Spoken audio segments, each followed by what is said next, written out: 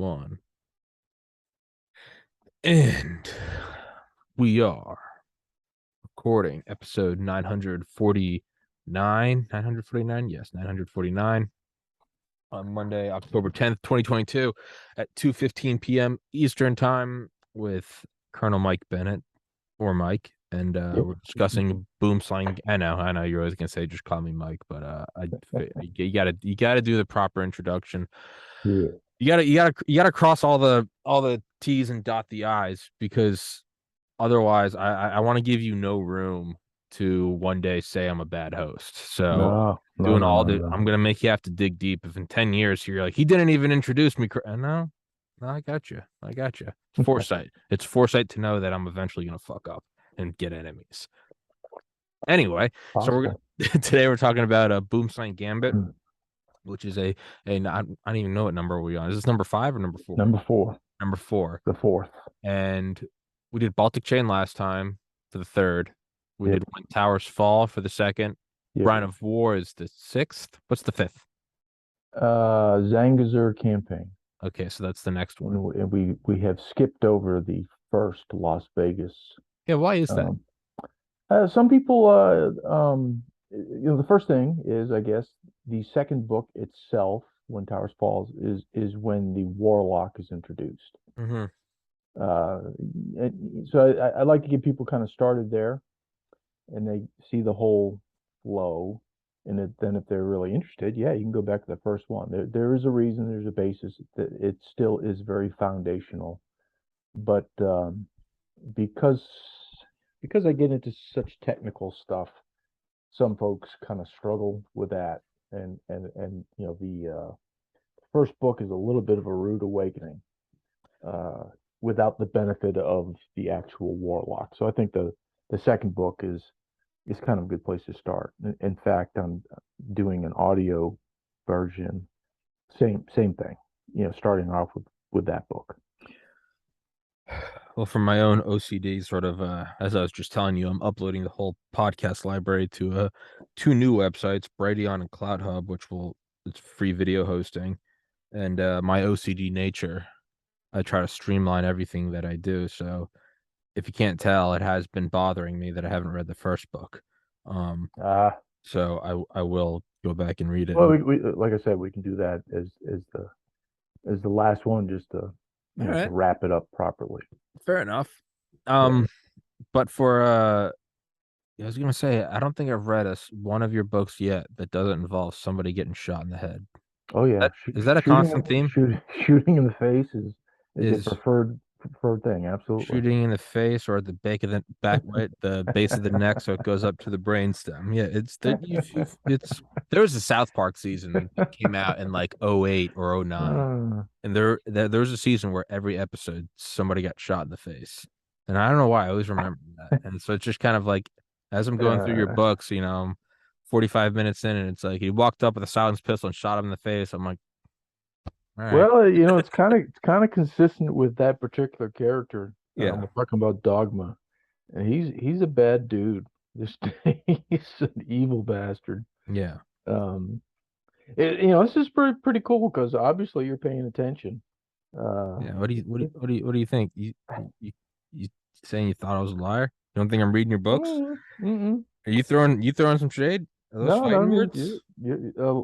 it's pretty cool. It's just cool to hear because, Yeah. Well, yeah. No, I don't. um, If I'm gonna have a guess, I read the fucking book. you gotta stroke my ego a little bit, well, you do, right? but it's also my own sort of like Again, I'm very much like meritocracy based. I mean, there's a reason why I like lifting weights, and I always have, is because there's no uh there's no These are, grade there's no grade point average. There's no nobody gets a curve. If I go it's to the yes or gym, no. Well, yeah, I agree. I mean, I'm not a big, weightlifter for big weights.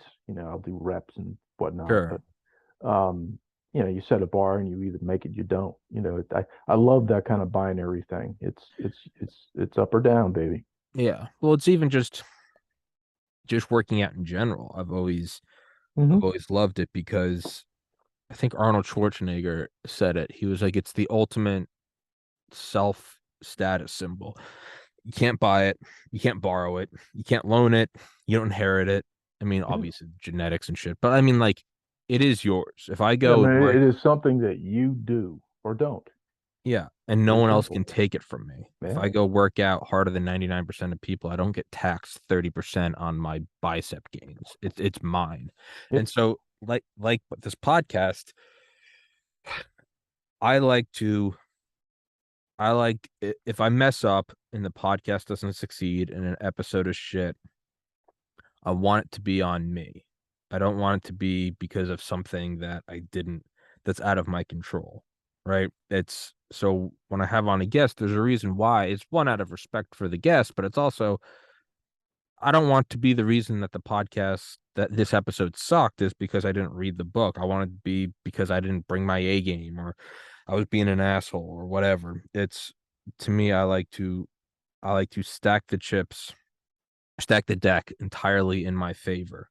And then if I mess up, it's on me and nobody else. So that's why I read the books and that's why I pay attention whenever I have on a guest. Well,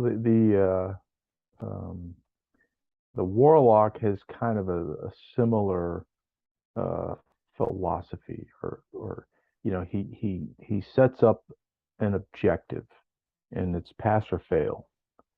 But at the same time, it's very limited, unlike our current foreign policy things that just have these open-ended kind of commitments.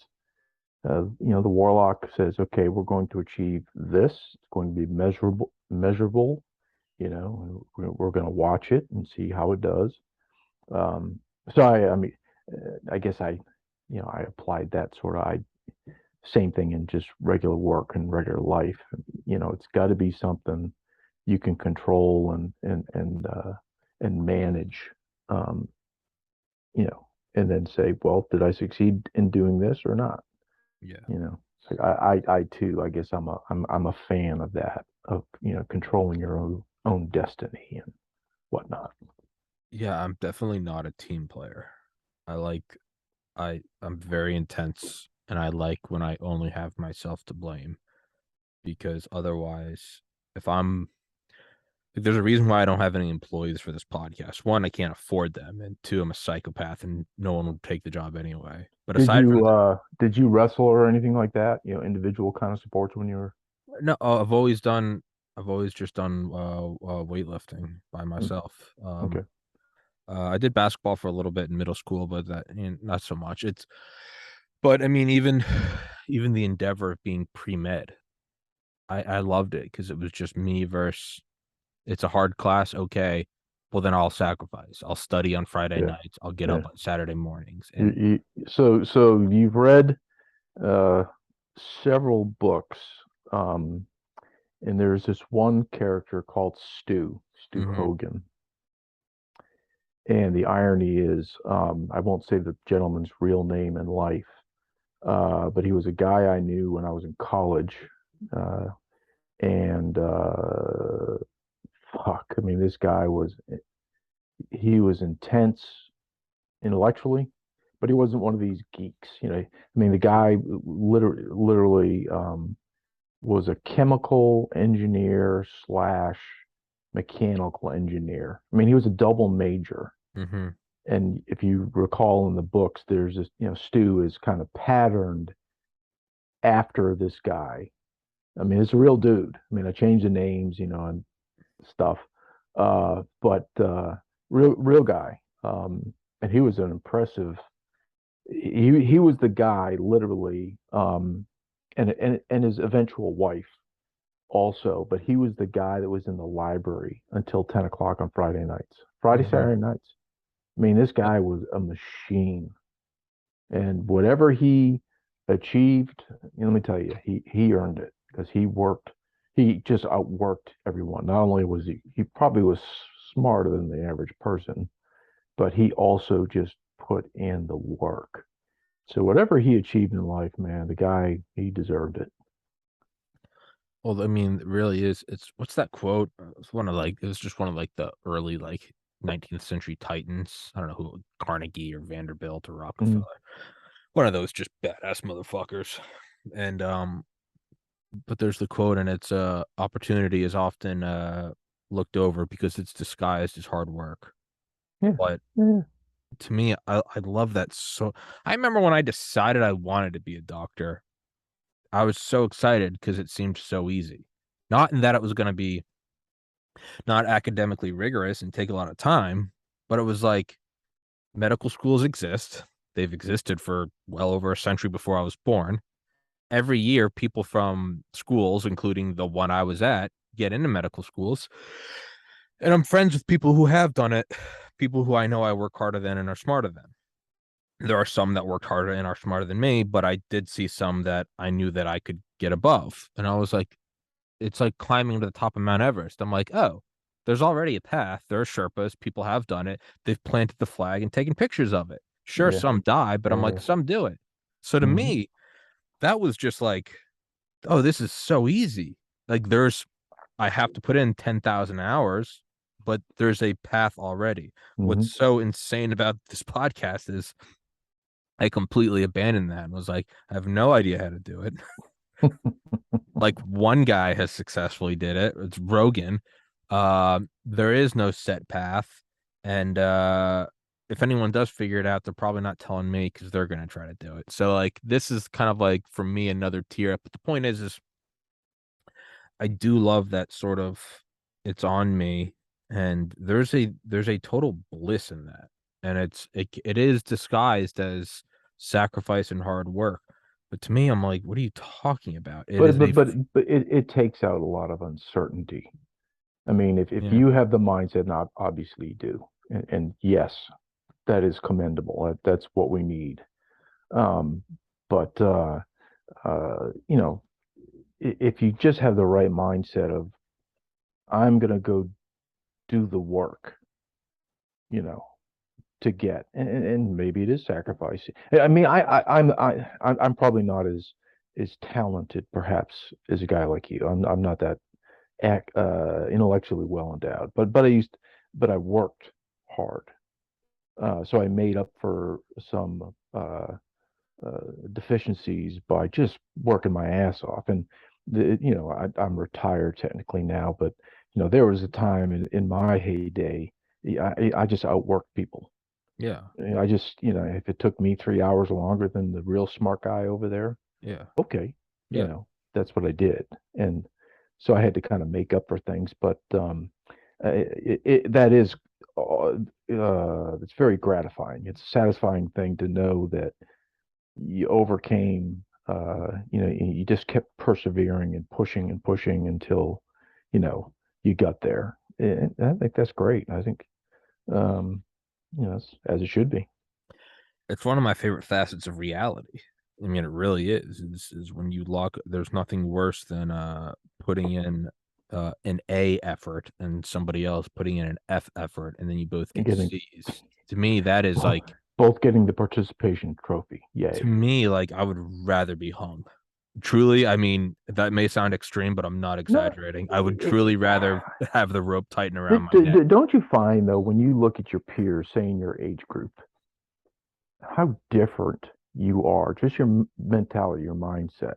Whereas you're going to find a guy you went to high school with or whatever, and he's going to be the guy like, oh yeah, I totally believe in the participation trophy kind of. I think that's you know that fascinates me. Is how does someone? Well, I was also lucky in that I went to private Catholic school, and the vast number the guys I like, roomed with in college, sure, we all smoked pot, we'd all get shit faced together, but I mean, over probably 80% of them are doctors, like high earning accountants or lawyers. So like I was very lucky in that I had friends that would fuck around and be assholes and then work their asses off. So to me, it was almost this They're was not what you they're did. not necessarily mutually exclusive. Sure, but For me, I'm probably the older mindset where, um, yeah, I know I couldn't do that. yeah, You know, I just couldn't. I didn't have the bandwidth to. I do remember guys in college that they were clowns and they played awful hard and they still got the academic stuff done. Yeah. I just couldn't do it myself personally. I just couldn't get it done. So I had Yeah. to focus more. I might be conveying a false message. I didn't do it a whole lot because I couldn't. I Hmm. knew what my limitations were. I had friends that would, drink on a Thursday night, Friday night, stay and smoke pot on a Saturday night, and then get up and study on Sunday and ace the test on Monday. I knew Yeah. through trial and error that I couldn't do that, and it wasn't anybody's fault. It was just I was born with a V6 and they all had V12s. Yeah. Whatever, play your position. Yeah. And then I also had friends who, even if they studied nonstop around the clock, they probably couldn't pass a simple class. And it's like, well, I was born luckier than them. But I mean, even general, at like, I had friends. So what you're saying is, if I'm different from the average person in my generation, for me, I was lucky enough to be put into a group of people that, even after college ended, a lot of them just turned it off like a light switch and then went to grad school. And so I've always been around people that I guess, and when I look farther back, I start to see that that wasn't the norm. Mhm. That, thank God Well, we all had. you got to have the perspective. Time gives you a lot of. It doesn't Yeah. do anything but give you. It's funny when I sat down and I wrote these damn things. Um, and maybe we'll get into the first one eventually. Yeah. My purpose initially was to very literally get a, a book that I had written into my mother's hands before she died. Hmm. I mean, that literally was the actual purpose of me even starting to write, a book, any book. And I did literally. I got one into her hands probably uh, on Christmas Day, so 6 days prior, 5 days prior. Oh, really? Um, but my point, I guess, into what we were talking about with the work ethic kind of thing. And then I kind of sat down. I said, I enjoy writing, just writing. I like doing it. Uh, and then I started the second one. And like anything I had ever done, once I started, I'd work obsessively until I got it done, Oh, it's you bliss. know. It's bliss. Um, so I cranked that. It pretty short period of time. I got it done, and then I looked at it and said, well, and it literally wasn't until probably I was done with the second book, When Towers Fall, Yeah. that I said, well, there really has to be kind of a series to this, and that's where I came up with the some at some point early into When Towers Fall, I said, well, the general thing, the villain is this alliance: China, Russia, Iran, Turkey.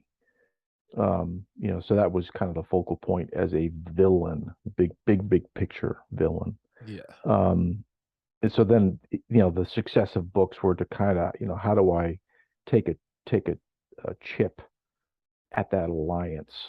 And that's how I got to 6 books. But it was kind of true to anything I'd done before as a working adult. I'm not talking about as a very young guy because I was a shit student. But um, once I started writing and researching, the topic, and then kind of putting together the framework of any given book, once I switched on, it was like OCD for Oh, like it's the anything best. else I had done.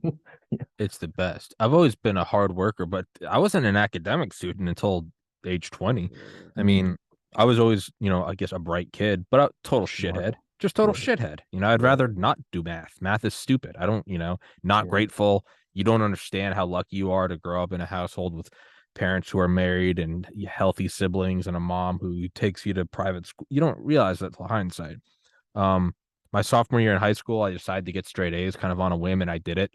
And then after about a year, was like, well, that was fun, and then stopped, and then didn't start up again until like 5 years later, out of fear, because I was living in a frat house smoking pot, and was like, I'm going nowhere fast. What's the hardest thing I can do? Become a doctor. I'll do that.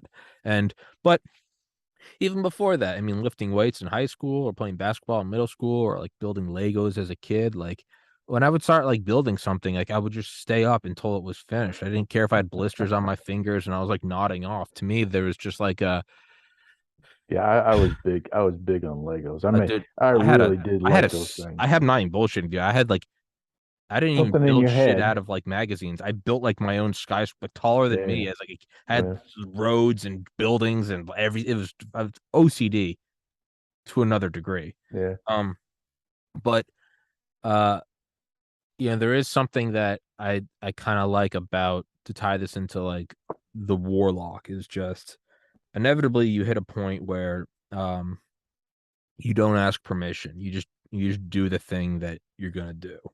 Not in a bad way, but if you're this hell bent on doing well, right? You early on, for instance, if you're studying nonstop, but everybody's like, dude, come on, we're going to, yeah, you got to be at this frat party.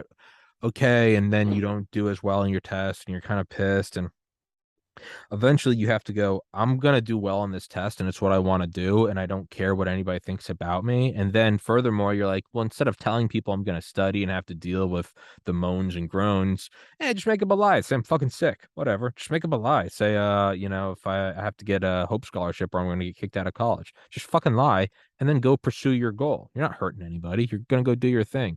So I've always been a big fan of just, as long as you're not hurting anyone, go after it and go get it.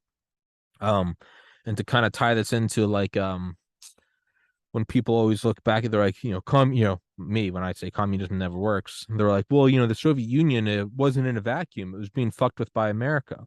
Well, this is my logic, is we don't exist in a vacuum. We exist in an open playing field where you can't say you broke the rules because nobody gives a shit. Nobody enforces it. At the end of the day, it's the rules of the jungle.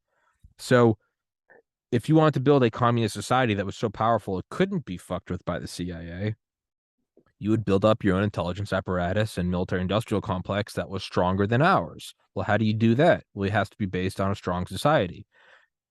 Well, your shit society cannot build the thing that is required to defend it against an external source. Therefore, you are not the most evolutionarily fit system.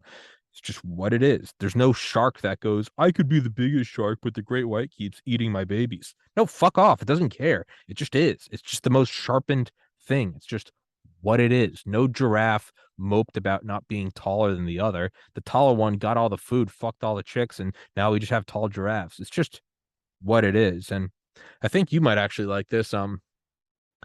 So when I was taking organic chemistry 1 in spring 2012 and organic chemistry 2 in summer 2012, those are the weed out classes for pre-med.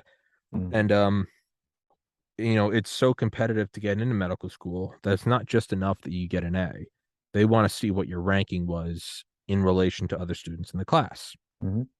So maybe you get an A in OChem, but then, and there are schools notorious for this, where they give good grades to get the GPA up so that they can get more like federal grants and everything. Well, if you go in and Mike Bennett got an A in OChem, oh, that's good. That's good. He's in a class of 300. Okay. A big SEC school. And the average was a B plus. Okay. Well, that is not that important. And that is brought into consideration because, again, I got at the University of Miami Miller School of Medicine, 15,000 applicants, 100 got in. They find a reason to fuck you. They don't find students who are good applicants. What they do is they try to find everyone who's a piece of shit, and then whatever's left over by default gets in. Nobody gets a pat on the back. You just don't get shot in the face, right? You're allowed in by default. So like when I was taking OChem, I remember summer 2012, I'm not shitting you, and I was averaging about a 99 on each test. It's all I did. I was just obsessed with it. I wanted to break it. I had so many people like a year older than me that told me like OChem's the weed out class. And Tommy, I know you're a hard worker, but like that's the class that fucks everyone. So I went into it just like I am going to crucify organic chemistry. Like I'm going to burn it alive. Like I'm going to break it. Like a normal 22-year-old in college. That's my mindset.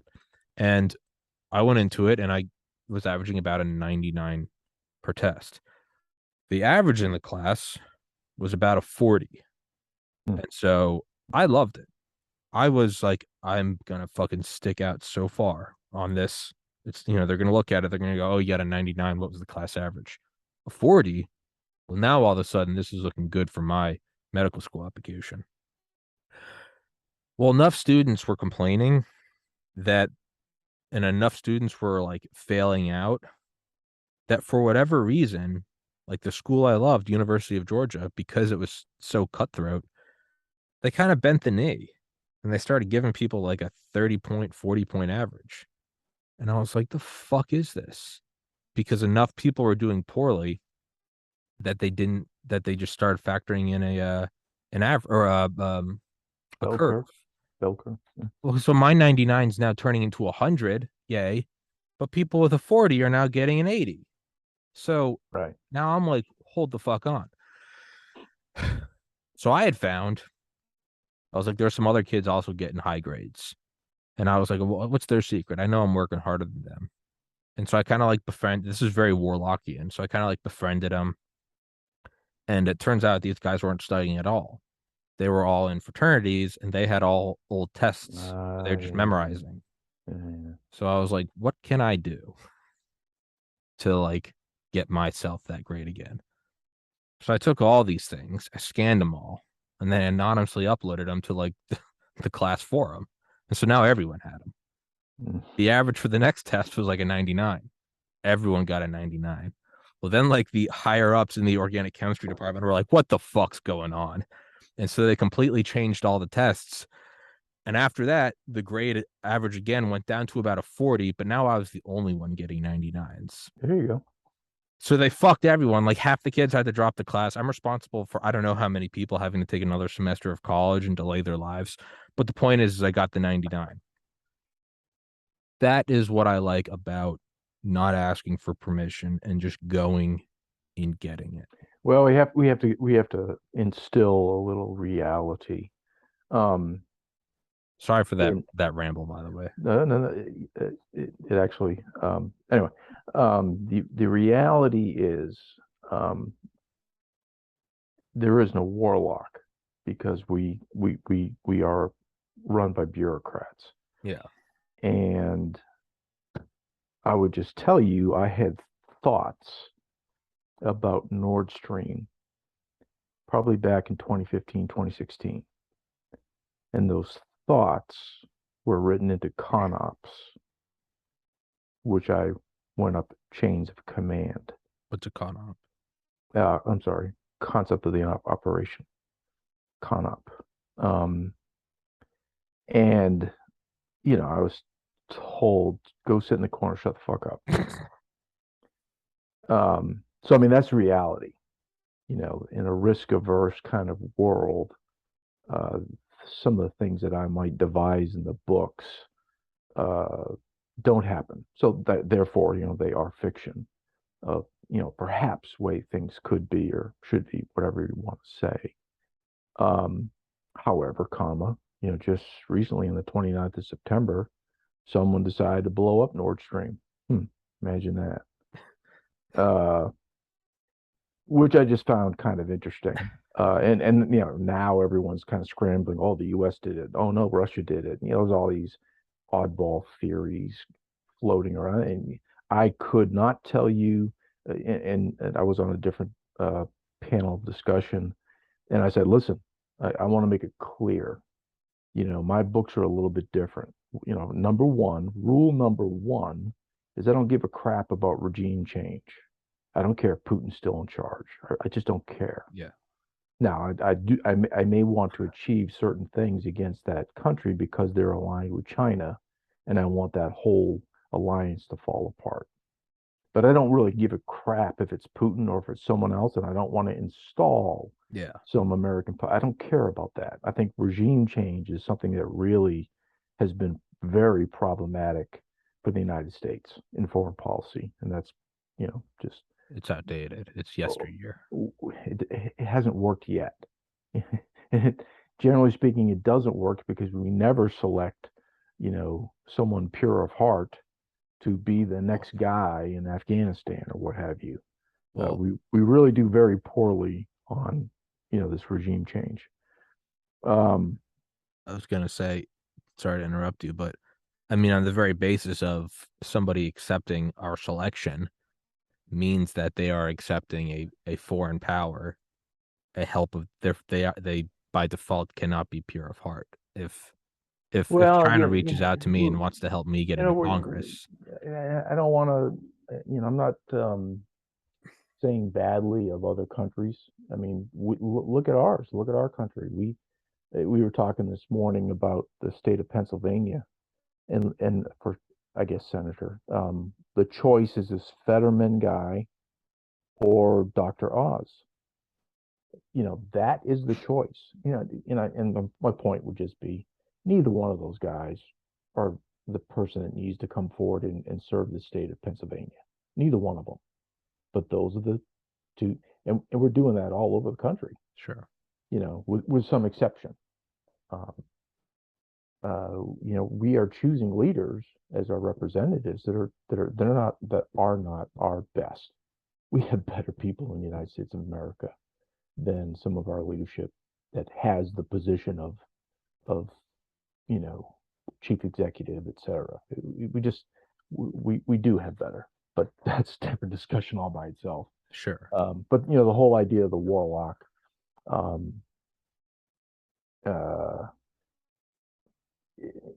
because we have either leaders with limited vision or very biased vision, that's leading us astray. Example, Brian O'War. Example, the climate change. I said it when we were talking about the book. I have nothing wrong. I have nothing against weaning ourselves from internal combustion engines run by fossil fuels, over an extended period of time, a very planned out type thing over a long period of time. If we can get fusion or whatever, a substitute for combustible fuels, carbon based, blah blah blah, all the good stuff, great. But we aren't. And the point of Brian O'War is we're putting the cart before the horse, and we're just helping China, by fueling their economy. It's just long term is just not going to work out very well. But either way, the warlock thing is somewhat of a fantasy.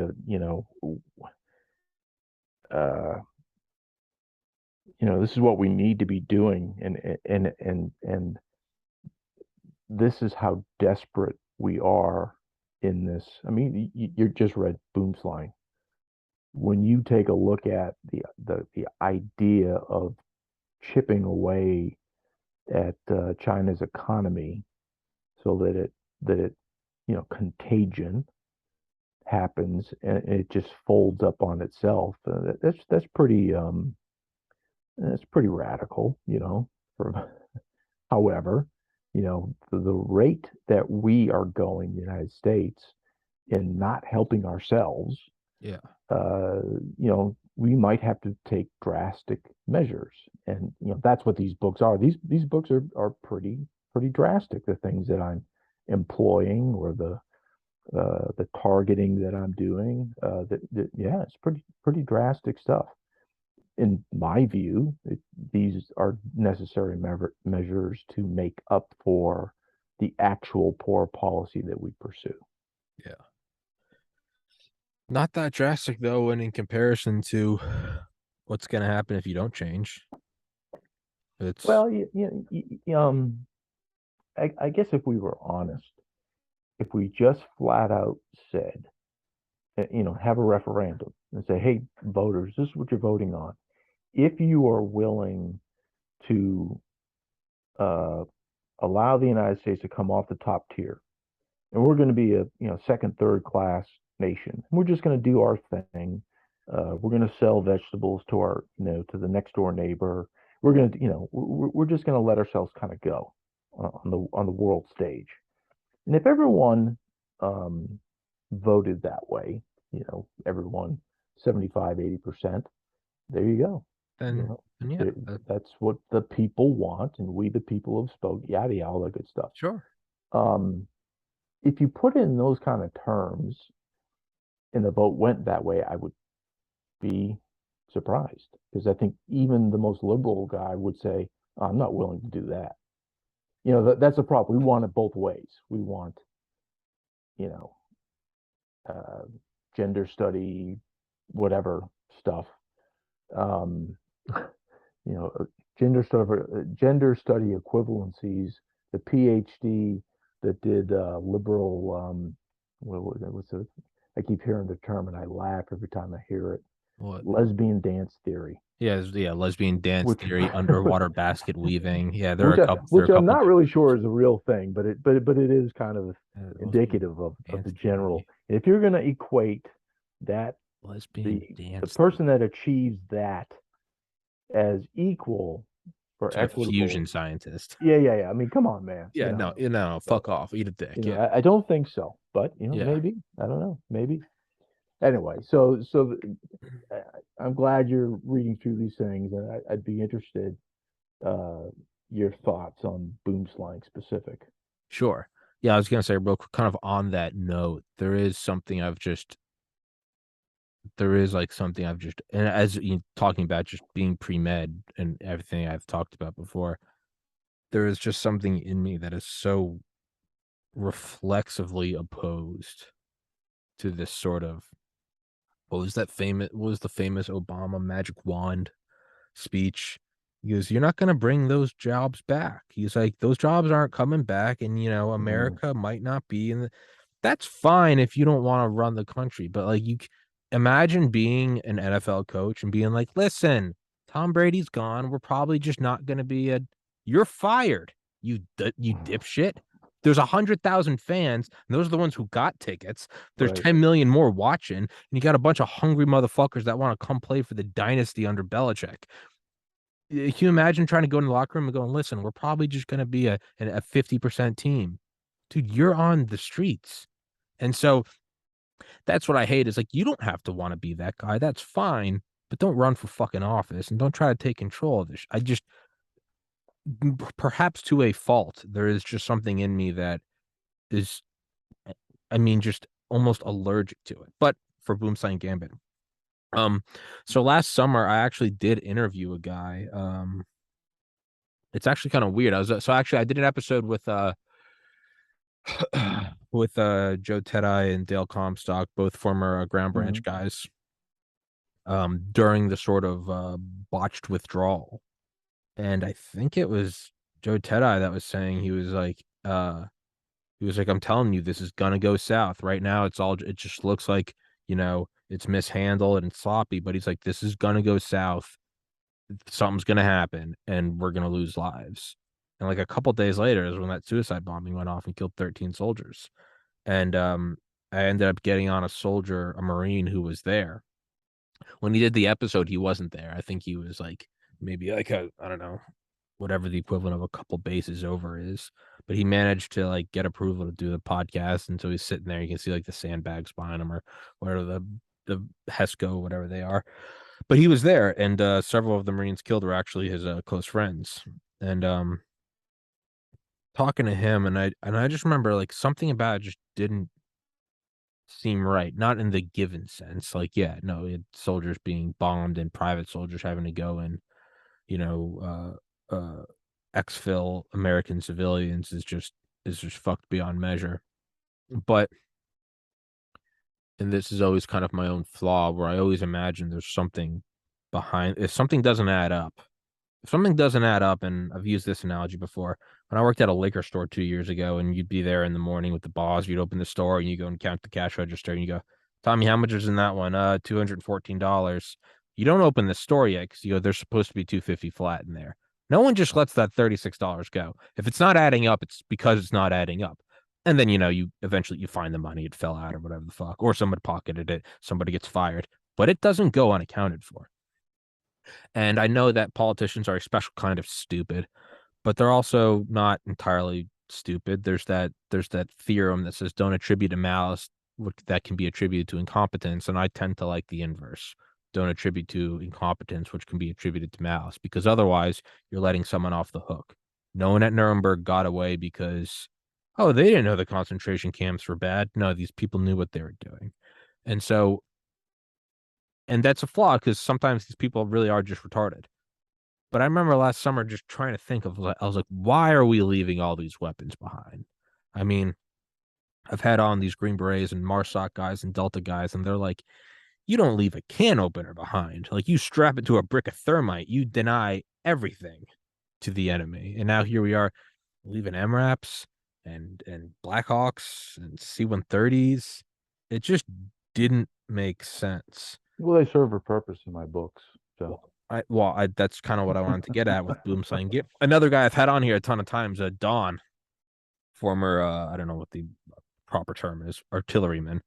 And his job was no matter what, if there was a computer that had the locations of his men they were supporting with artillery fire, that he was at the risk of his own life to not let fall into enemy hands. He was either supposed to Blue shoot Force it, tracker. bleed, yeah, or if worse came to worse, he was supposed to take this thing with a grenade and like hold it to his chest because it was going to lose more lives if he didn't. And I'm looking at that, and that's just one guy, nothing against Don, but just another soldier. And then seeing all the weapons we lost there. And then there's the lowest hanging fruit, Biden stupid. There's the next lowest hanging fruit. We didn't want it because now the military industrial complex can sell more shit.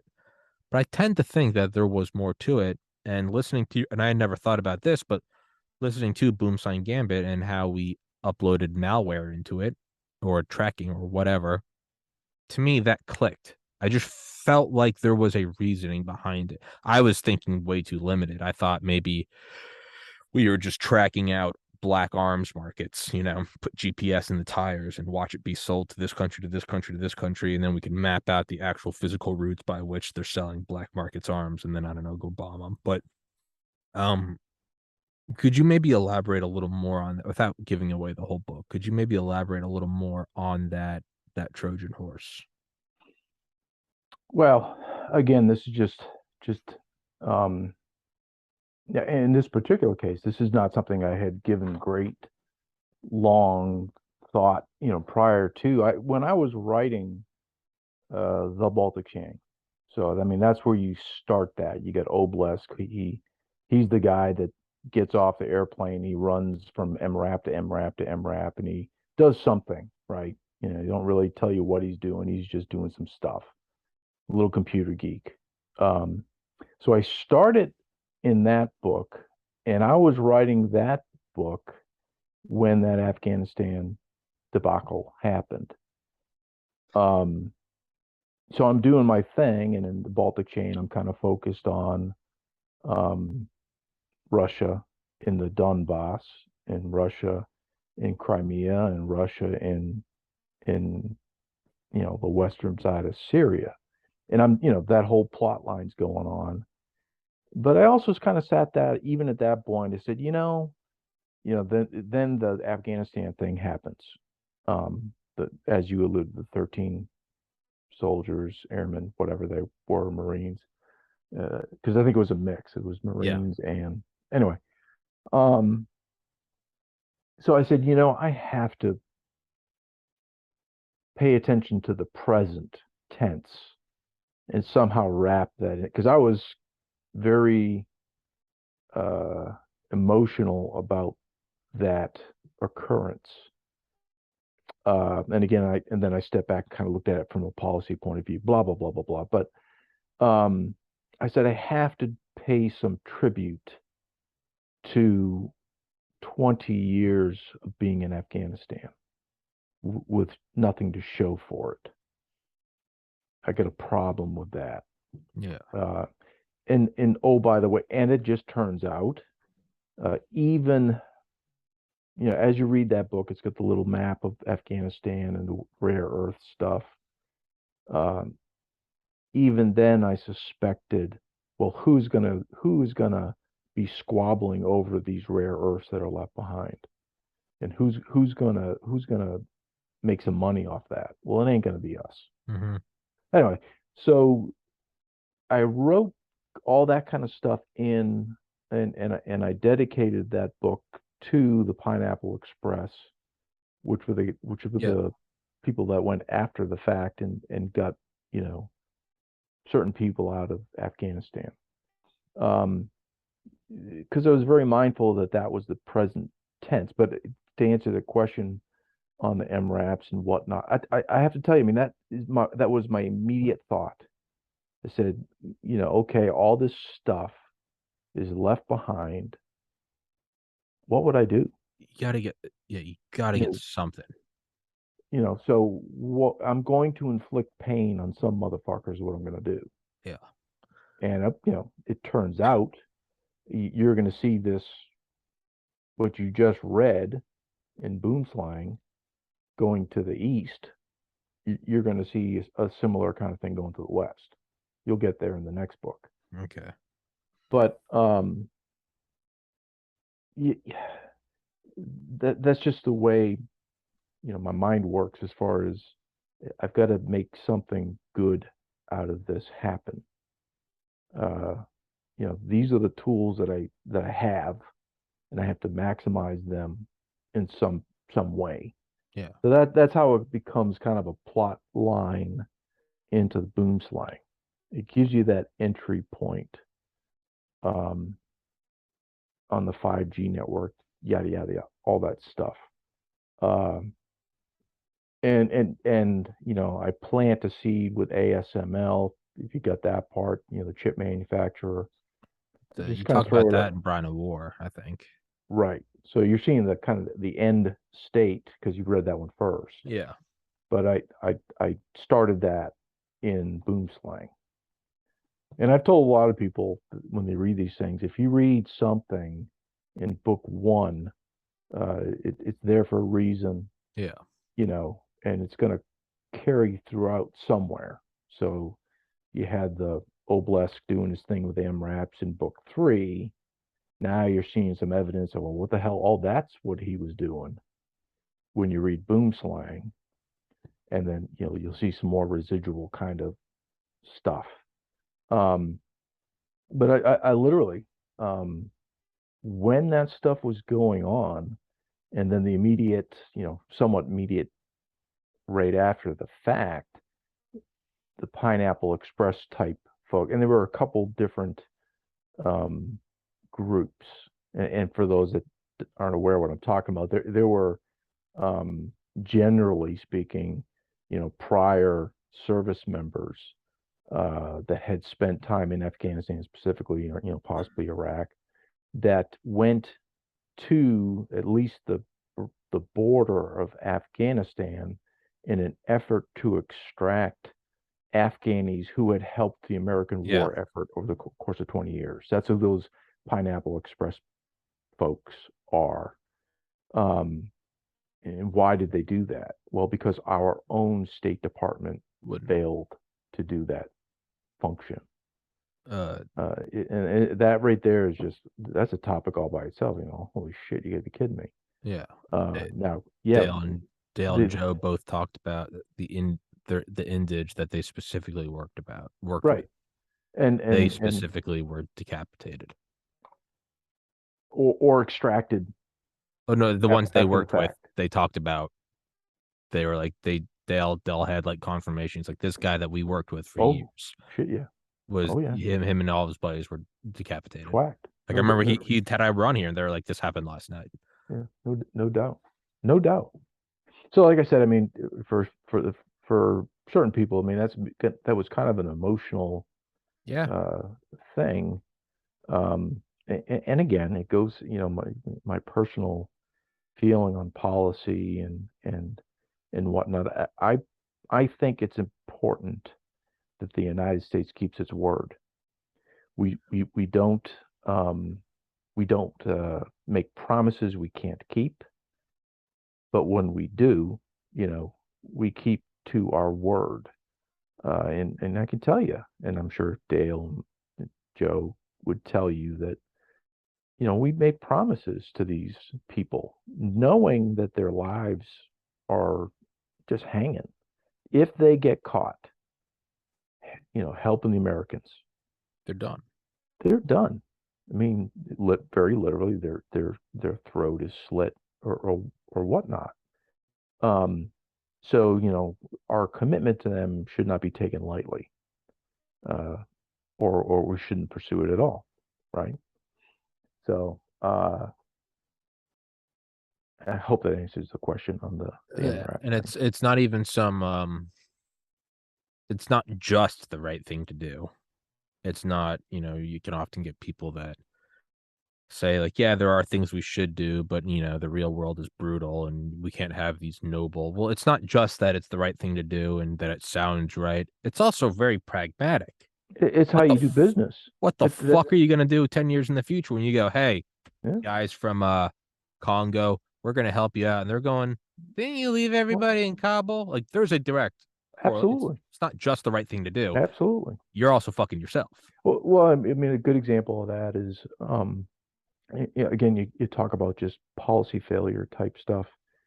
Uh, you know, Osama bin Laden very specifically stated in one of his fatwas or whatever, Yeah. he said, I know I can do this. I can fly planes into the World Trade Center.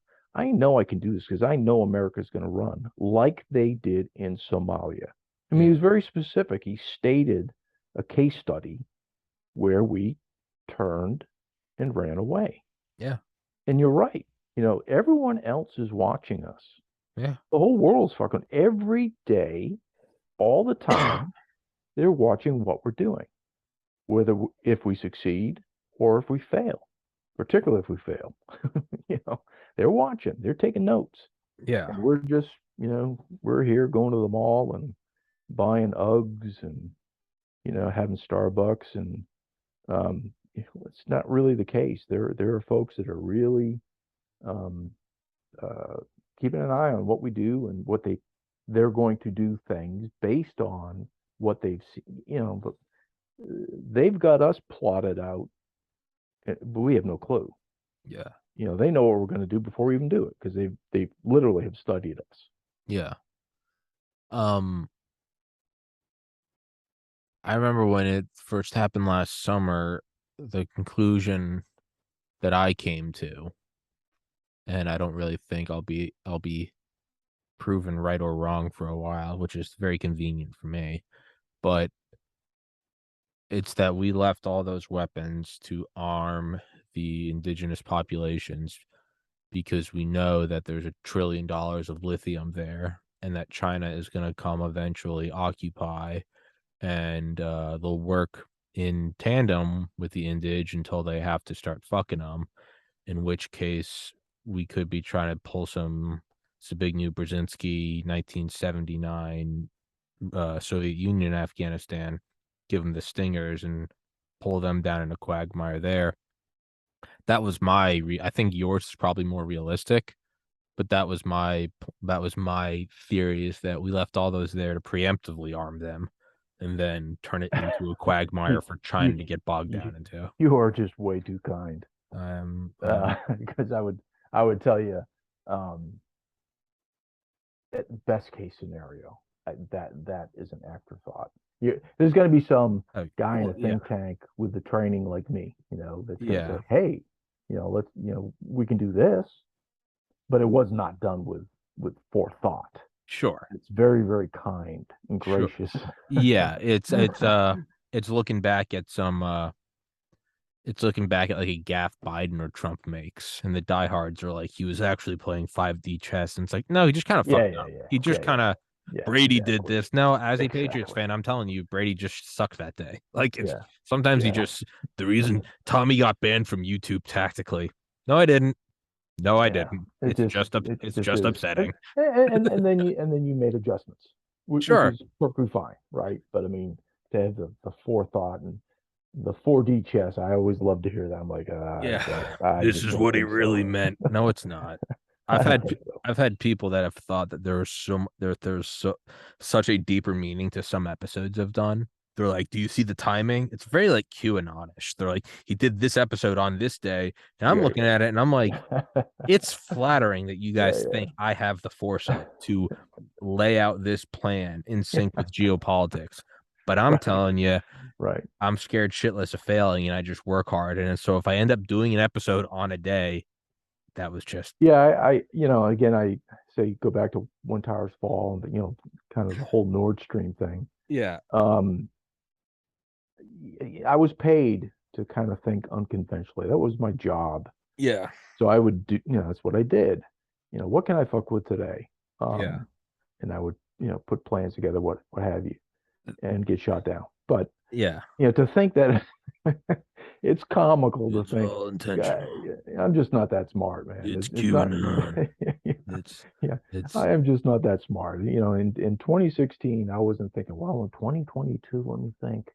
Uh, yeah. no, Yeah. no. It's Now always it just so happens that and I am, on a serious note with the Nord Stream, and again I've discussed it with others, but I'm very worried now because people are writing to me, they're like, oh, see, they've been reading your books, and well I'm like, dude, that's I doubt it. I doubt it, and if they didn't pay attention to details, I said do that in 2016, 2017, before there was an invasion, before Putin is saying he's going to use nuclear weapons, you know, 3 days ago or whatever. These are certain assumptions and preconditions that were not in my book. So don't yeah. be thinking that, and again, regime change. No, I wasn't thinking fucking regime change. Um, no.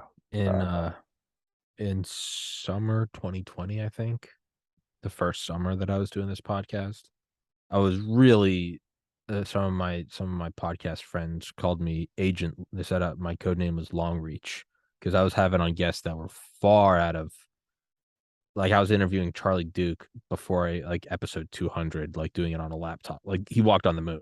Like I was getting guests 40 episodes part of that. I had on General Robert Spalding, author of Stealth War, yep. was reaching way beyond. I still get like big guests, but like there was some like stupid like universal uh uh I don't know what aligning of the planets that some of the guests I was able to get. But the point is um so I was having all these Air Force guys, these guys that worked on Reapers and Predators and the Gorgon Stare program, a B-2 Mm-hmm. Spirit Mm-hmm. pilot. I had on the head of NASA JPL, Rob Manning, Dr. Rob Manning, who's in charge of all the Wow. rovers. Yeah, yeah. This is while I'm working at a liquor store doing the podcast on a laptop above my parents' garage, and it's echoing the light shit. The microphone's bad. It just didn't make sense. I mean, and I can tell you what it was is well, that's again, if it doesn't make sense, that's because it was disguised as hard work, and the reality is anybody could have done it, and I just decided to do it. But there were people, this is back before I was banned from Reddit too, but people would comment, they're like, because I always put everything in such a shining light about the Air Force, because I was fanboying about Curtis LeMay and was interviewing these, colonels about ISR. And people are like, this is an Air Force psyop to increase recruitment numbers. And I just remember thinking, like, I was so flattered that people thought that my hard work was so complex that it had to have been a team by the government. And I was like, it's just me. I just took it as a compliment because I was like, fuck yeah. They think that the only Well, explanation for this is you also just happen to be interested in pretty interesting subjects, sure. But right? it is kind of funny. So I would just stoke it. I wouldn't even go along with it. Yeah. I'd be like, yeah, the Air Force sends me, unmarked bills. But then like you and I did the Baltic Chain episode, and I think the next day is when Nord Stream got blown up. And I can only imagine that some of the OG conspirators are looking at this and they're like, proof positive. Tommy's on the inside. This is a Black Ops dissemination program. It's all propaganda. Yeah. Exactly right. Yeah. We're deliberately trying to stoke fear into Oh, China, and exactly. so I Yeah. mean that's what this one, I guess, kind of an interesting. Uh, why did I wait till I really opened the can of whoop ass on China? If I am saying all along that China is the big, big, big, big, big, super big villain bad, why am I waiting till book 4 before? And it's also the shortest book. Yeah. um, it just kind of worked out that way. I don't really remember. I mean, I did kind of sequence things out uh,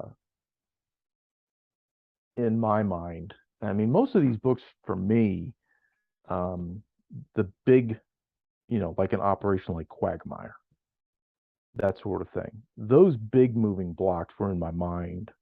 When you get to writing the thing and actually that's kind of a different process, but the sequence of the big moving blocks made sense to me in my mind. So I want to do, fairly low hanging fruit first, the proof of concept. Yeah. So I'm taking a whack at Turkey, and then I'm moving up to Russia.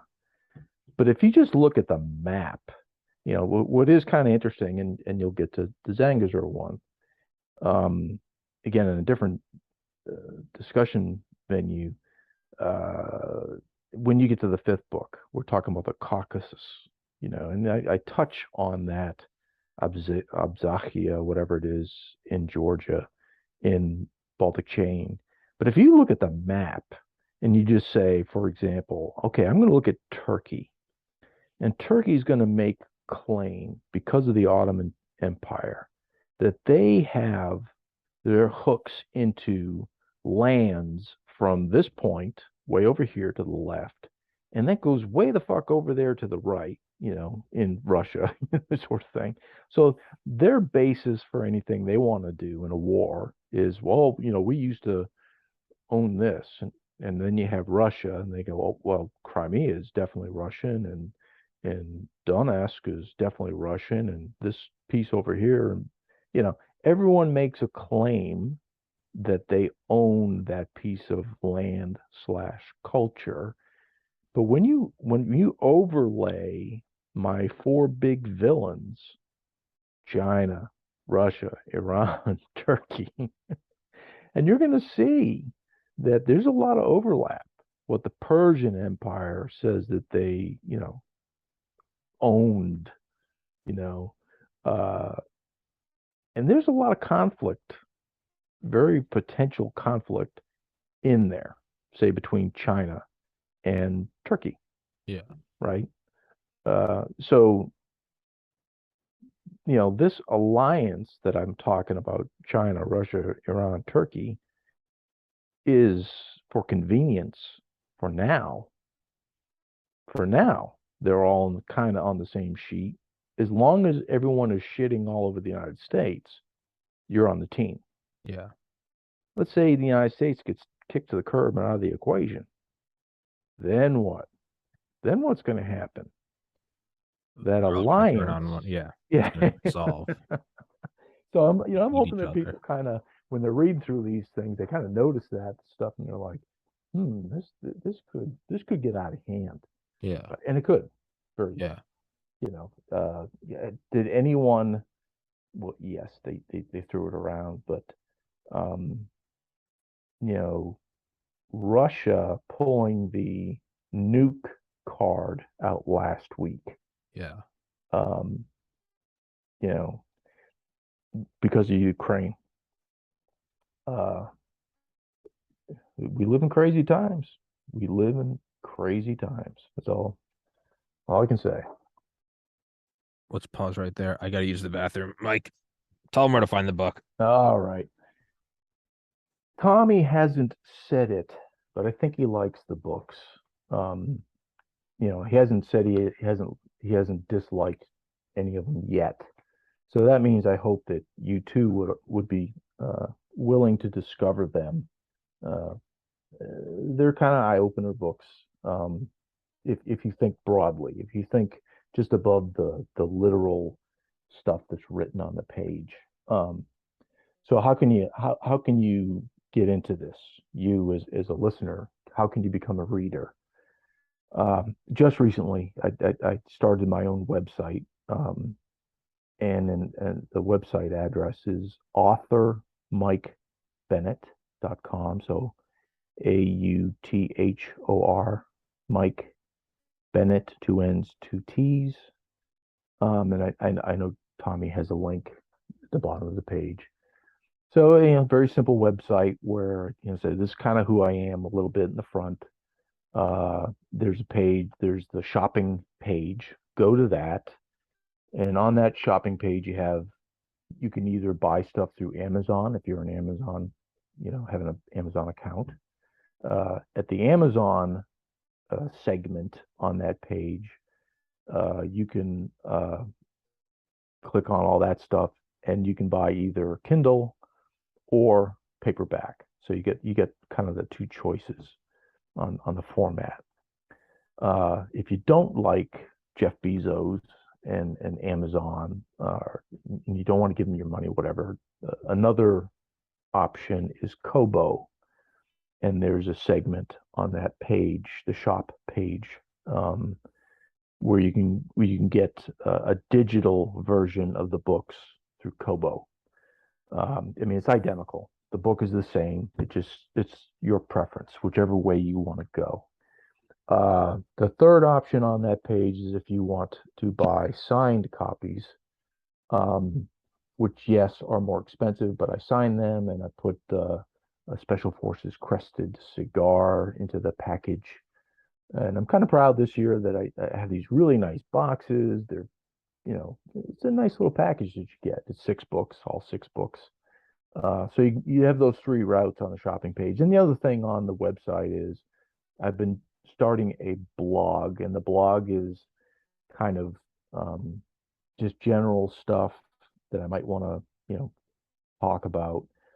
But most of it is related to me taking my Airstream and going west to Whistler for the winter, where I'm going to be snowboarding and cross country skiing and snowshoeing and probably getting my very fucking cold is what I'm really going to end up doing. But that's my adventure and my retirement present to myself was this. I sold my house so that I could then buy another stupid expensive thing um, in which I can live. So I'll be taking that to Whistler for about 5 months. So anyway, go to my website, author Mike Bennett. You can buy the books right through that, and I'm pretty sure don't quote me, but I think you can either do PayPal uh, or your credit card. I know you can do the credit card, but I think I also clicked a thing where you could purchase any of this stuff through PayPal. So whatever's convenient for you. Um, Go to my website, and my host is back. He's taken a leak. He's relieved his bladder. I've relieved my bladder. It is even that itself, the timestamp of me using the restroom. There's a code in there. There's a 5D chest behind one IP. Absolutely, of course. Yeah, of course. What are you not looking into this? I mean, gee, the writing's on the wall. You're being willfully ignorant if you're not putting the puzzle pieces together. Um, uh, why was it that it seems? Because didn't Russia also kind of do the nuclear saber rattling a couple months ago? They may have, but it wasn't quite as serious, sort of. Now they've just, flat, straight out, you know, made the threats. And of course, not only that, to what you're saying, they might have been a little more ignored a couple months ago, but the administration took what they said as being very serious, and now our administration has just flat out kind of taken a position on the nuclear gambit sort of thing. So it's definitely notched. It's ratcheted up a notch, I think, because Biden specifically addressed Armageddon and yada yada kind of scenario. So I think it is a little bit more of an escalation taken more seriously the most recent piece. Um, for Boomstein Gambit, could you maybe go into a little more? Because I went through the book twice, and I'm still not exactly picking up, and not to give away the book, Mm. I'm still not exactly picking up the importance of the search and rescue team, the Oh, pilot, the yeah, sentinel. yeah. That's cover. I mean, Yeah, but yeah, okay. Sentinel, the RQ uh, 180. yeah, that is so the whole thing with Coco running the show on the Sentinel plays into the next book also. Okay, That's one piece. Um, uh, the CV-22, yada yada, all that kind of stuff. Uh, uh, Cover is a big thing in all these endeavors. So, a somewhat innocuous agency having a little warehouse full of stuff. That's exactly what it is. The front half of the building is the innocuous agency doing, geospatial whatever analysis stuff, and the real deal is going on in the back room. In that case, the real deal is Chippendale Bubbas, who are going to infiltrate saboteurs into China from Tajikistan, right? Well, you got to get from point A to point B, and preferably not get shot down in the process, right? So that's why you have the whole NASA kind of deal going on. That provides cover for putting that sensor system up in the air with Kazakhstan's permission, sort of thing, right? It's in concurrent, and that's a true statement. I mean, these on the space, dealings with space, international space system, even during the Cold War. The Cold War itself, the United States and the Soviet Union collaborated on certain endeavors in space. So I mean that's kind of a true thing that actually does happen. So the idea that this sensor platform is flying at a specific area that relates to the platform's need to have a long angle, of the launch site of a space system launch. Well, that's all necessary for that system to work. You have to be way over there to the west, which just happens to be on the border of China.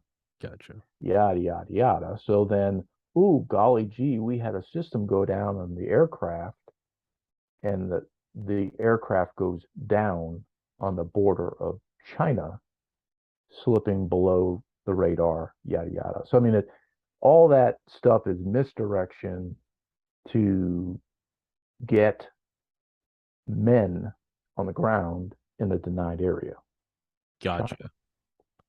All right. Yeah. I went through it So you got to twice. be. I mean, you got to kind of. That's a not technical per se, but there's a lot of detail in there. You really got to kind of say, okay, what the fuck is this about? What's this guy? I mean, it's not extraneous nonsense. It's all done with a purpose.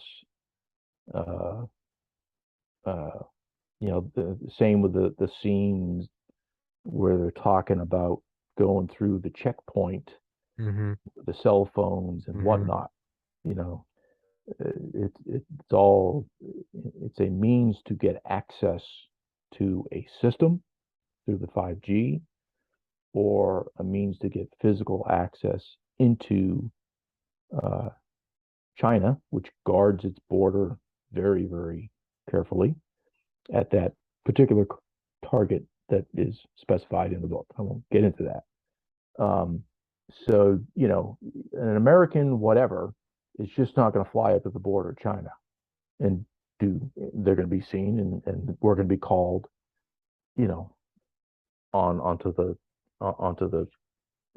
table, at the United Nations resolution, So all that crap, you got to pay attention, I guess. But that's what that is about: is just getting, the false insertion here and yada yada, is to get two sets of saboteur groups into their target area to infiltrate over the border of China. Do you think that, because you talked about it with the assembly lines and the $4.1 million an hour of commerce, are we maybe seeing that with the housing slash banking Oh, collapse? oh, yeah. I mean, if you take it, Evergreen. yeah, if you take a look at, some of the things that happened this summer, Mm-hmm. a lot of food processing place. I mean, yeah, could they be doing this to us? To us, sure, right? Like Damn, 100 poultry plants blew up or whatever the yeah. I fuck. mean, all kinds of things I think the general trend right now is food security type stuff. This is just after COVID. This is, we're in a recession. I mean, those are pressure points Sure. that someone is inflicting pain on us. So, reverse that, and I'm doing that sort of thing to a different adversary, in this case to China. Um, and I had a friend of mine who is an economist, and I said, "Hey man, read this thing." And he read it. And he said, "Well, uh, you'd cause fucking world global recession. You know that, don't you?" I said, "Well, okay." Um, because I kind of wrangled with the idea of these are kind of pinprick attacks. Would it be enough Yeah. to cause the financial contagion that I'm hoping for, that shuts China economy down? Would it be enough? So it's, in my mind, it's just scratching the surface.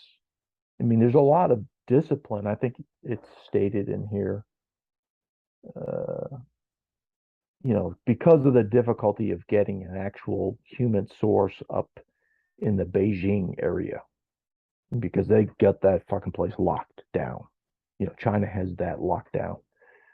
So we only did, nibbling at the peripheries type stuff. But a conscience, the warlock makes a conscious decision to not hit these same industries up in Beijing because of the counterintelligence threat. Um, but also that it's kind of just a little bit too much because he didn't want to, turn the world on its totally on its end. So to a degree, I'm showing a little bit of constraint in all the stuff I'm doing. I mean, it's very targeted. It's very calculated as what the amount of financial damage, like you were saying, 4.1, whatever, um, hitting a specific, because if you looked at, as an example, if you looked at the actual Belt and Road Initiative, and it's all public stuff, Mhm. and you saw that in Brine of War, there's extensive ports here, here, here, dot, dot, dot, dot, on the map that's in the book. China's network is pretty friggin' extensive. So if you took out a port, as you do in the book, in the big scheme of things, that's like they'll Nothing. no, it's not really a lot, and that's not really the point. In some of the attacks that are done, it's the misattribution of who is doing the attack. That's the That's the that, big kicker. gotcha. So the space stuff, whatever. If China believes Russia did X, it puts a wedge in their relationship. Yeah. And that's what all these actually, I mean, that's probably the constant across all the books. It's not the actual activity itself, it's the distrust between the people that make up this alliance that's the Gotcha. important thing. Gotcha. Because these are, you know, in terms of the entire like economic engine of China. Yeah, a crane here, a port there. Yeah, It's nothing. chump change. Yes, Yeah. exactly. So Exactly. really, And it's that's yeah, and pocket and change. that's not really the big deal, The you deal know. is the attribution. Yeah.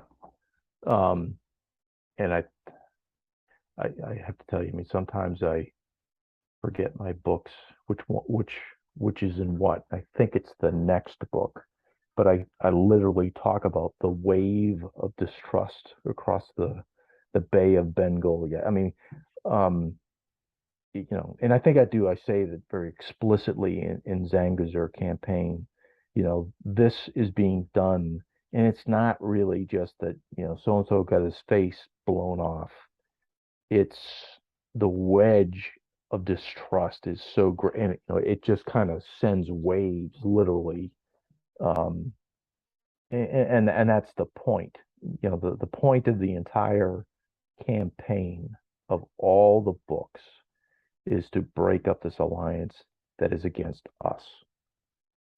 If we can then peel them off of one another as a unit, as a whole unit, we can then make different deals with each nation. It's when they are gathered together in strength, we just can't get there from here. Gotcha. So we've got to break them away from this unified alliance and work on different relationships one-on-one versus one against this. I mean that and again, I wrote this stuff and there's much more. I mean, I do substantiate, the ideas in each book. And since I wrote, say, Zangezur campaign, there's more articles on Iran doing this with Russia, Iran doing this with so and so. I mean, you're seeing this stuff. You're seeing the evidence of clearly these guys are working together. They are collaborating. They're corroborating, and they're very open about it because we're not doing the stuff I say, that I'm doing in the book. And it's concerning. But then, just for the sake of wild speculation and entertainment, what backdoor do you think there could be in something like Starlink? I know I'm putting you on the spot. Backdoor, Dual again, use. Well, I mean, I mentioned it just a bit in the last book. Any system like that can be a platform for special communications, right? You can I mean, anything, the old POTS, the plain old telephone system, telegraph. I mean, any electronic means to convey information, you generally speaking, with enough engineering, you can, transform it to be used as very clandestine kind of stuff. Mm-hmm. So we all know, proton mail goes over internet protocol stuff over the internet, and they encrypt stuff and yada yada yada yada. I mean, so technically that is a means of communicating securely. Well, Starlink, you could do the same damn thing. What's the thing I have in my car? The radio. Sirius radio. So I mean, any kind of electronic means of communication, you can probably hide. And I talk about that technique. And again, this is not classified stuff. It's there's tons and tons and tons of stuff on the internet as far as, here's the actual engineering science that goes behind a waveform and how to have a waveform that is below the noise level. I mean, low LPI, low probability of intercept. And these conceptual things are just part of the science of doing communications. So Starlink, just being a means, it's a satellite, just like a satcom radio sort of thing. It's a commercial thing, and it's low Earth orbiting and yada yada. It's still just a means to do communication. So, how could you use that nefariously? Well, you could always, mess around with the waveforms, etc., so that you could use it as a means to clandestinely communicate with, your asset in Russia, China, whatever. So Starlink is no different than anything, it's just a platform.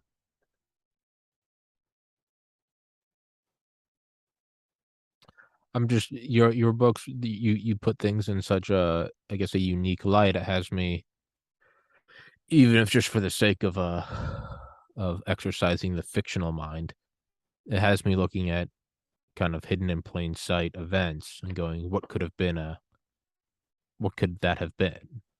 What could that have been covered for? Or maybe not even cover for. It's just like you said, it's, being kind, saying this is why we left the MRAPs. And it's like, no, we are already leaving them there because we're retarded. Might as well get something out of it. Well, that whole thing, we've been there 20 years. We know you can't tell me guys at the highest level of today's administration are not cognizant of the duplicitous nature of the Afghan, Yeah. partnership. We just can't be that stupid. Yeah. So with that said, um, I do think they really, and it wasn't. It's not like it went downhill overnight. I mean, this is years. It Yeah. literally is years. Um, so we could have done something just one whole hell of a lot better than what we did.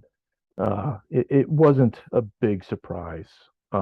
We just had our head up our ass because we were focused on, COVID or whatever we were focused on. And it is tragic. It is tragic. And we are actually smarter than that. Uh, and it just goes to show you that, our enemies are not stupid. Yeah. They'll take advantage of opportunities as they come along. And we have to respect that. These, Yeah. these people are not stupid anywhere. I don't care where. Um, so anyway, so I mean, my view, I found a place for all that software stuff, my own mechanism. In my mind, I think it makes pretty damn good fiction.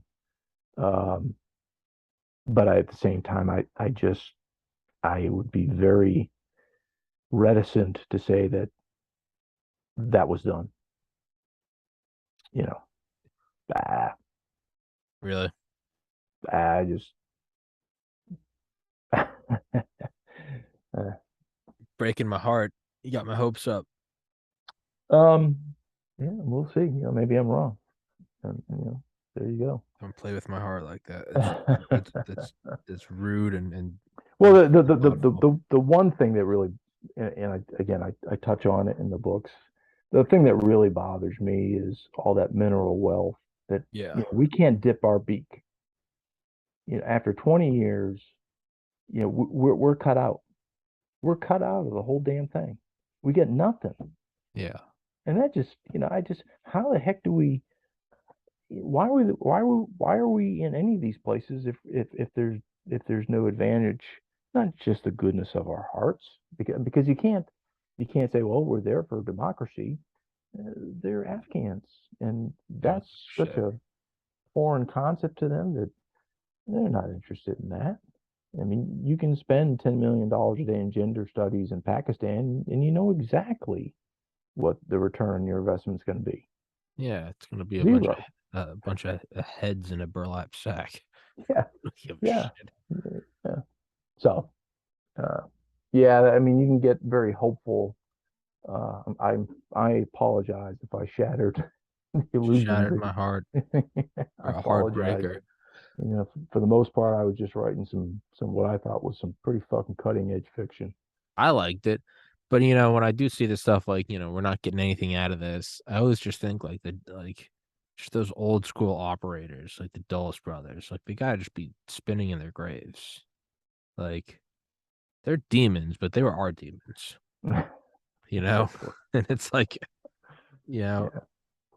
we can't even do a good military industrial You know, complex I stuff I, I anymore. had a guy accuse me, you're a neocon, yada yada yada. I said, look, man, when you can show me, there's some substitute out there that's better than the United States, Yeah, that's taking charge of I'll world. shut up. I'll shut up. I really will. Okay, fine. Okay. Yeah. China's better than us. They're the shining lamp, but they're not. I mean, look at, that's That's one thing. I do take some, theme type stuff in across the books, and there's not a lot, but in boom slang, I talk about the repression of the Uyghurs, right? Um, so that's kind of a social aspect Mm-hmm. um, that I throw in there, just as a kind of a social thing. And I start in, I think, When Tires Fall. I talk about uh, PTSD. So you'll see that across the books a little bit. And they're just not subtle, really, but I mean, I don't go on and on and on and on and on and on and on about it. So I do have some social value type little elements across, the 6 books. Um, in the Bryan Award, you get the little bit on Tibet, which is analogous to the Uyghur situation in China. It's the same thing, a different name, really. Mm-hmm. So I just kind of throw that stuff, and it goes to what you're saying. When you can show me, that someone like China is at the moral level a better option than the United States of America, fine. I'll shut the fuck up. Yeah. I will. Yeah. I'll just say, okay, let's just quit and let's just stay here within our borders, and we'll plant corn. Great.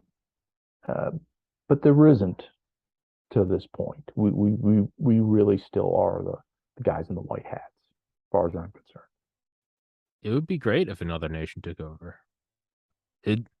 I'm sure it would be like living in a Nordic country where you can have these social nets because, everything else is taken care of by America. When Russia does something, you can still keep fucking doing whatever Right, because, the big bad US military will come in, right. despite the fact you've been criticizing them. As soon as shit hits the fan, they all shut the fuck up and pucker their assholes and let Uncle Sam come in. Sure. That'd be great. I think it'd be a fucking fun ride to be able to sit in the back seat for once. That'd be great, but it's not. And it is your moral obligation as a human. You are in the best place. You are in the most free place where people still strive and drag their balls through broken glass to get to. You've been handed this card. You have to play it. You just do. It's just what it is. And we could abdicate that um, uh, responsibility. We could, but what is the substitution? What will happen if we do that? Well, that's the Uh, moral responsibility is there isn't yeah, a substitution, so you can't. yeah, exactly. So this is where we are. Um, and to a great degree at some great cost, right? Anyway, uh, Well, either way, yeah, I am. I'm quite honored that you've read these things and they're good taken fucking the books, time. dude. They're good Huh? books. I said I wouldn't keep having if I didn't like the first one, I just wouldn't have had you on again. There's no manners with this podcast. I don't give a shit. I have no board or fiduciary responsibility. I have no group of people that are calling me and they're like, "Well, Tommy, we'd like to talk about, you haven't followed up." I don't give it. It is despite being all for America and the Republic, my podcast is a dictatorship. It is an iron fist, and Good. with it I rise and with it I fall, for Wield better it. or worse. It's so yeah, man. If I have you on again, there's no love or fuzzy feelings. It's I enjoy the book. I don't do these out of I've never done a favor podcast. I've never done a well, I should have him back on if I don't give a shit. So if you're on, you've made the cut for better or worse.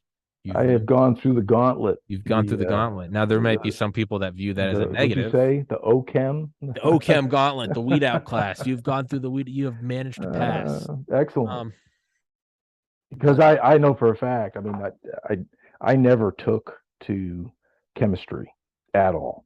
I was like, man, I don't. This is a lot of memorization and stuff. I'm not good at that. I don't like it. So, OChem, I don't know what people I bitch. don't. I really don't recall taking any chemistry in college. Organic chemistry was not. I don't even mean that in like it wasn't hard. It was always built up. Everyone around me is like, it's the class. Not really. I mean, it was it was hard in the way that Legos are hard. It's time intensive. The Legos aren't hard. It's just repetitive, and you got to know when to put. Legos, not a good analogy. Legos can be intuitive because if you have the ability to think three-dimensionally and you have a general idea, I'm here and I want to go That's all there. that organic chemistry is. Really? That's all I, it is. I, I Is this? It is the three. It is. That's the thing everyone bitches about. Is you have to think three dimensionally, and I'm like, what? It's late. It I is thought it was Legos. just No, a lot of memorization type stuff. no, no, no, or I no. mean, you It's do have to understand these are the building blocks, you have to right? understand the building blocks, but the things themselves are like it's memorizing in the same way that math is memorization. Most of it is, do you know how to apply? You don't need to memorize what 13 times 205 is. You just have to know how to do long division or long multiplication, Yeah, right? It's you don't you maybe know your immediate times tables for just for quickness sake, but no, right. you're not memorizing stuff. It's there are just general rules, and it's you're putting these pieces together. I never understood what the bitching was about. Is it's just Uh, like this happens here, this happens here, this collapses into that, this electron. It's just Legos. So mm, I don't even know if that's a good because it was not. Literature was a lot harder than organic chemistry. Like yeah. English, like writing was. It was so much more difficult. Biology I think was. that's typical though. People of a scientific mind tend they want to do that, they pursue it, and then that literature, English stuff, fuck that. That's like French. You know what? Yeah, well, because it's all none of it's It's real. Greek. Well, Yeah, I don't it's want to not do that. that. It's just it's not real. It's the rules are Right, made up. right, The right, rules can change. What right. was a improperly typed word 10 years ago has now been added to the It's dictionary. subjective also. Yeah, it's not it was all Yeah, made up. Like yeah, no, like a chlorine atom acts the same way today as it did in Caesar's time as it did when stegosauruses were walking the earth. Like liter- uh, written language is made up. That's all. So I can't. The foundation of it is bullshit. So therefore, any greater complexity that arises from it is fundamentally also bullshit. It's just more complex bullshit. Versus even biology, there was some wiggle room because like not everything kind of acted the same way. There's a lot of organic chemistry. There's just a in physics. There's just a piece to it because it just is.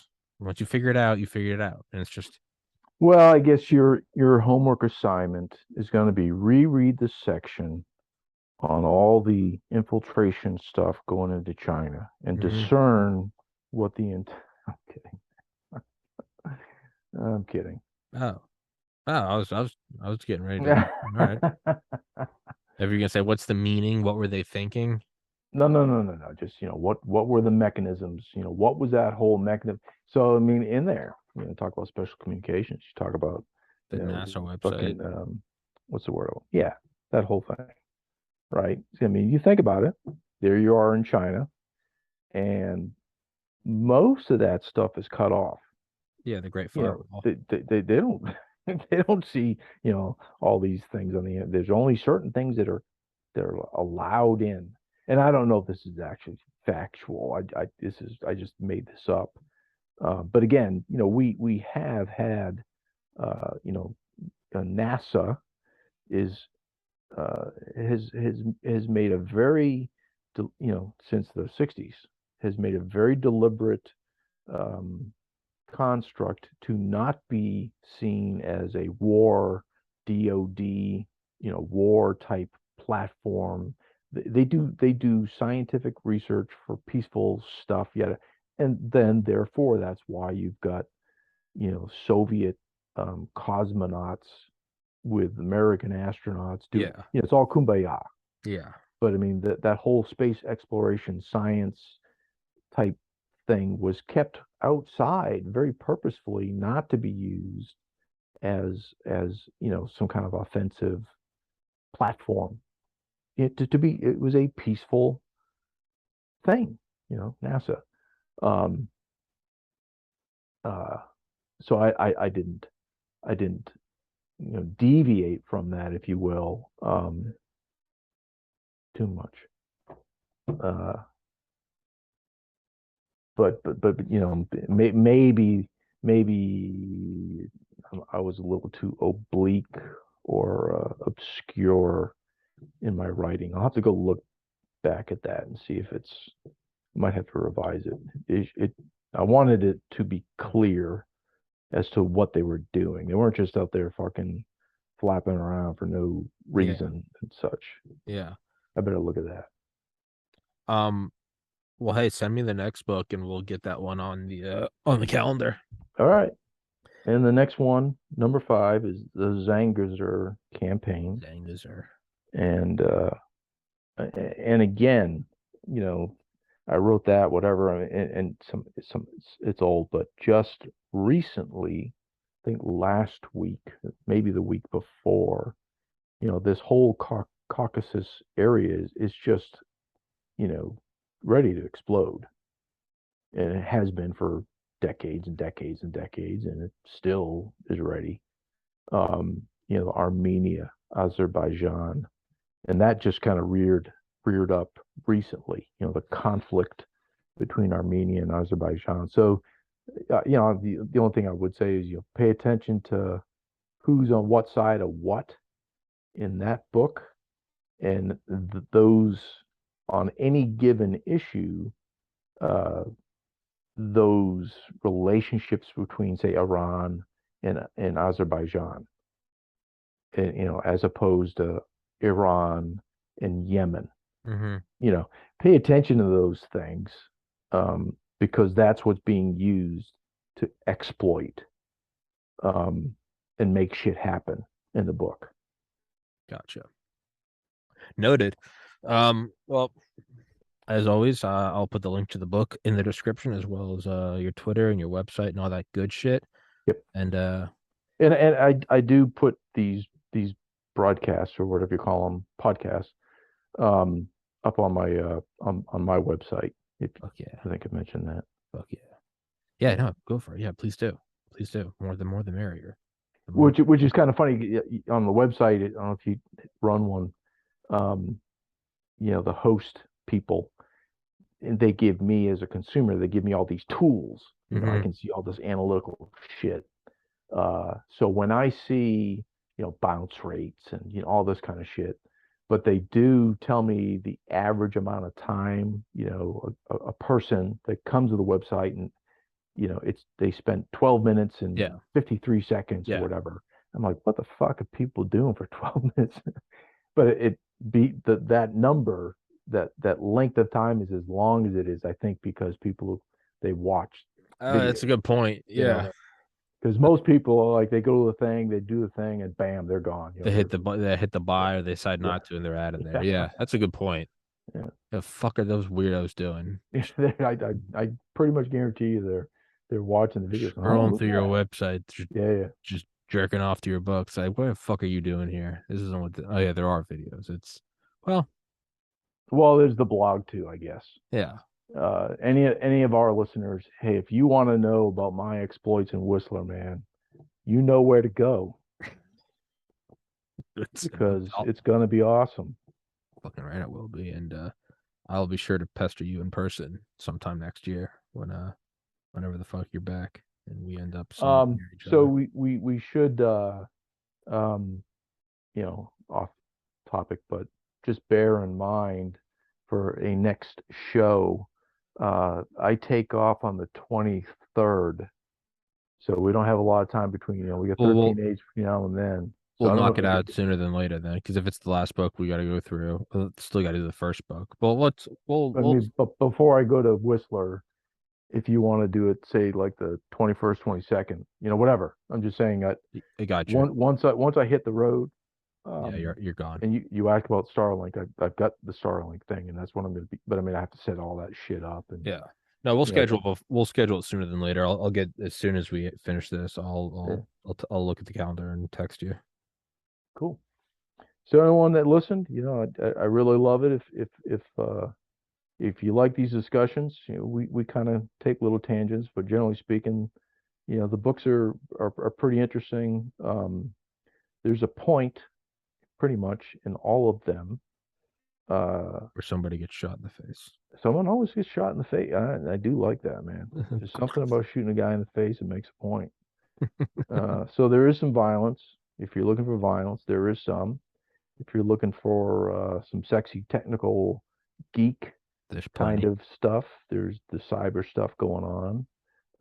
And then there's just the good old fashioned unconventional warfare stuff that special forces people do.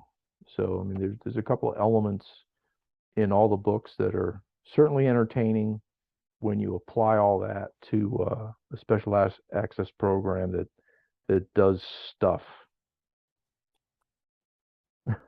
Wink, wink, nudge, nudge. There's Yeah, a we didn't wink, even wink. go into any of the Navy SEALs, the dive vehicle, the swim vehicle. Yeah, I mean, as much as we go into the books, we also kind of don't really even breach the surface. Yeah, yeah.